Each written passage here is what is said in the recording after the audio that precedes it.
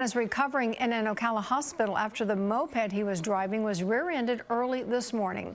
TV20's Cameron Lund tells us how FHP is now reaching out after several people helped out at the scene. Florida Highway Patrol troopers are still looking for the middle-aged driver who hit a man on a moped near this intersection early this morning.